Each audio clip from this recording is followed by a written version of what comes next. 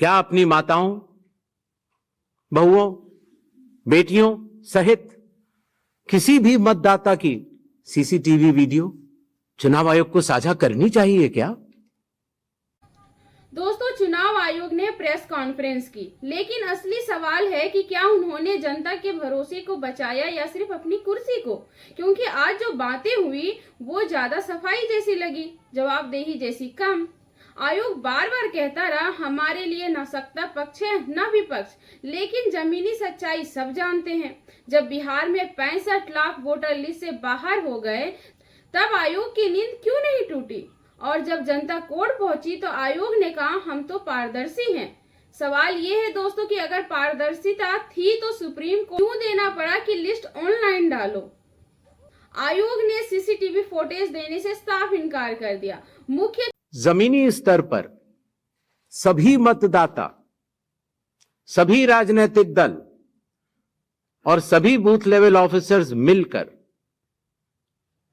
एक पारदर्शी तरीके से कार्य कर रहे हैं, सत्यापित भी कर रहे हैं, हस्ताक्षर भी कर रहे हैं और वीडियो टेस्टिमोनियल्स भी दे रहे हैं। यह एक गंभीर चिंता का विषय है कि राजनीतिक दलों के जिला अध्यक्षों और उनके द्वारा नामित बीएलएस के ये सत्यापित दस्तावेज, टेस्टिमोनियल्स, उनकी आवाज, उनके स्वयं के राज्य स्तर के या राष्ट्रीय स्तर के नेताओं तक या तो पहुंच नहीं पा रही है और या फिर जमीनी सच को नजरअंदाज करते हुए भ्रम फैलाने की कोशिश की जा रही है। सत्य तो यह है कि कदम से कदम मिलाकर सभी स्टेक होल्डर्स बिहार के एसआईआर को पूर्ण रूप से सफल बनाने के लिए कटिबद्ध हैं, प्रयत्न कर रहे हैं और कठिन परिश्रम कर रहे हैं। जब बिहार के 7 करोड़ से भी अधिक मतदाता चुनाव आयोग के साथ खड़े हैं तो न तो चुनाव आयोग की साख पर कोई प्रश्न चिन्ह खड़ा हो सकता है और न ही मतदाताओं की साख पर।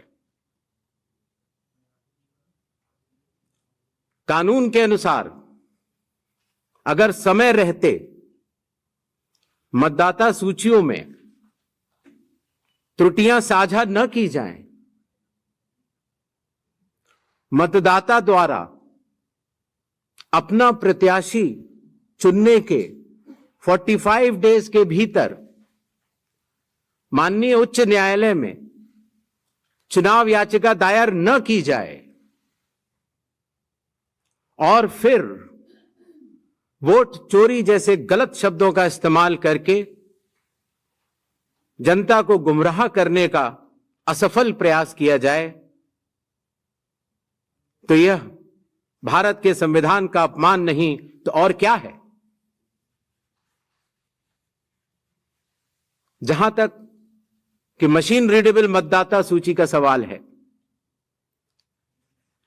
माननीय सुप्रीम कोर्ट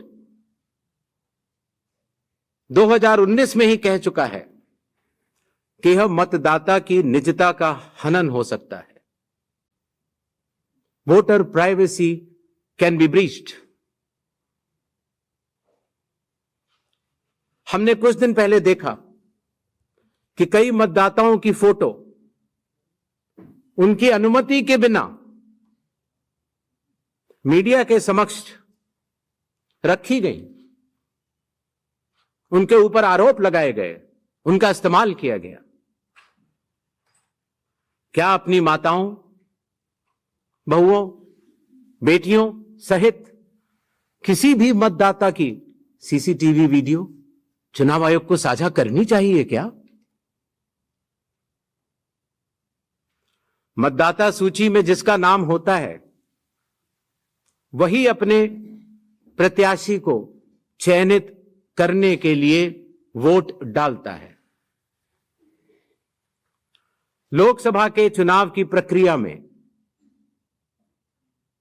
1 करोड़ से भी अधिक कर्मचारी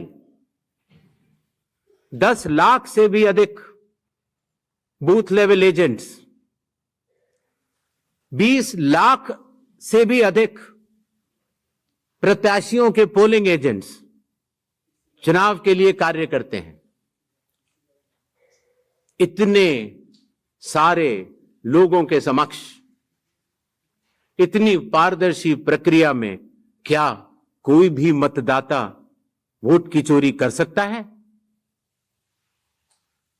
कुछ मतदाताओं द्वारा दोहरे मतदान के आरोप लगाए गए,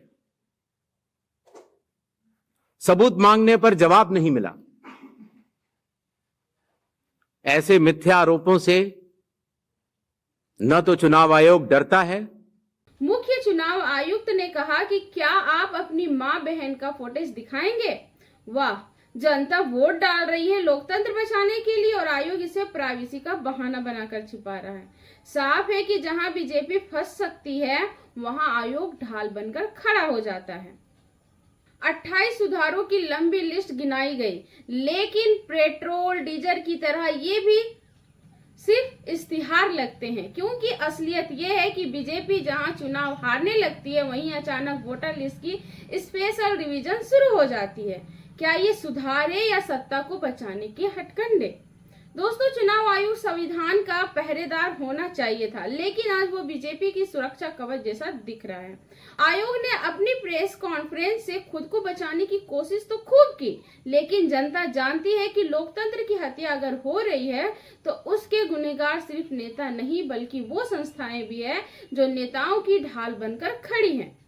अगर आपको ये वीडियो अच्छा लगा हो तो वीडियो को लाइक, शेयर और सब्सक्राइब करके जाएं। मैं निखत परवीन मिलूंगी नए वीडियो के साथ। तब तक के लिए जय हिंद, जय भारत।